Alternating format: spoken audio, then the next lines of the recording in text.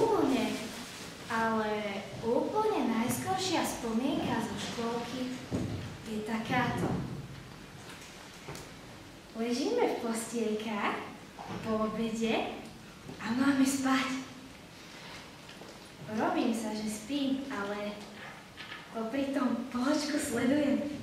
Karolka vychlopila, či už tvrdo zaspal. Odfukuje, spí ako poleno.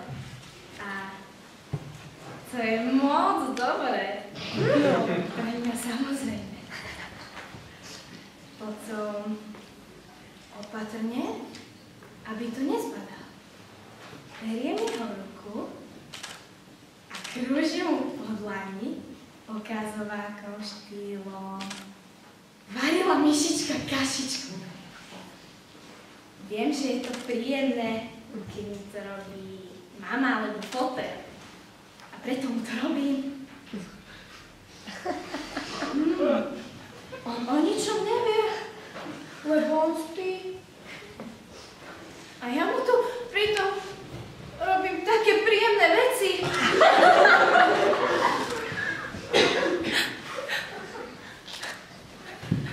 Pozorujem ho. Také záhadné, že on o tom nevie. Páči sa mi. Robím to asi často. Určite to nie je prvýkrát.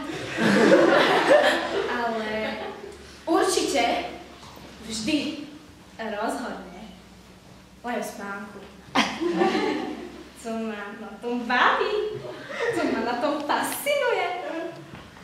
Inak mi je ukradnutý. Len keď spí.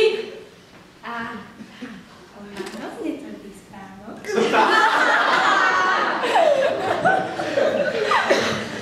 Spí ako dieťa. Však aj je. Potom opatrne, aby ma, nedaj Bože, neuvidela vychovávateľka, vyleziem z postielky a čupnem si k nemu. Blížim sa k tomu najzaujímavejšiemu. Chcem vidieť jeho oko, ako vyzerá, keď spí. Co ma veľmi zaujíma. Nadvíniem mu viečko, iba na sekundu. Opatrne, najprv jedno, druhé. Chvíľočku počkám, nech sa mi tu nezobudí a nespraví kravá. Ale potom mi to zase nedá. Zase musím nadvihnúť to viečko.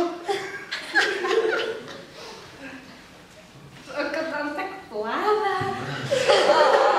Ako také slepé. Som z toho hotová.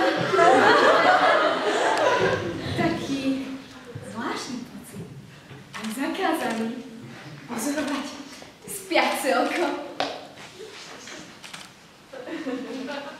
Je to aj také nechutné trošku. Ale zároveň je to ako pozerať sa z druhej strany čohosi. Z druhej strany čohosi, alebo dovnútra čohosi. Alebo dovnútri čohosi. Ježišmária, neviem, ale to proste také niečo super. Tam tak vôbec nepríčetné. Slánku, netušiaceho. Karolka vychlopila. Rada by som videla aj iné spiace oči iných spiacich detí. Keď sa budeme potom spolu hrať na piesku a oni sa budú smiať a pľuť a všetko, lebo nič netušia. Ja si len tak sama pre seba, keby sa nechumelil, predstavím tie nepríčetné plávajúce oči, ktoré som tajne uvidela v spánku. A to je tá rozkoš nemravnícka. Podľa mňa sú ľudia od prírody mravní a sú ľudia od prírody nemravníci. Tí prví pozerajú na svet belasými očami našej Janky Múdrej, ktorá ma jedného dňa zažalovala vychovávateľke, že pozerám v spánku deťom do ich očí. Bol som dobrý poprask, ale ja ju chápem, musela žalovať, lebo bola mravná až do špiku kostí. A takíto ľudia musia brániť mravnosť. Oni nechápu tých druhých, takých ako som ja. Oni skrátka pozerajú na svet tým belasým zrakom, žmúrkajú a nechápu, ako sa niekto môže vrhať z jednej nešťastnej lásky do druhej a spriadať si svoje milostné tajomstvá, ako také majetky, miesto toho, aby bežal na miletičku, lebo vajcia sú tam po 5,50. Ozaj, neviete, po čom sú vajcia na miletičke? Ja nemám ani šajnu, na to sa chodite spýtať. Také Janky Múdrej, múdro nemá 7. Tá, to bude vedieť aj o tom.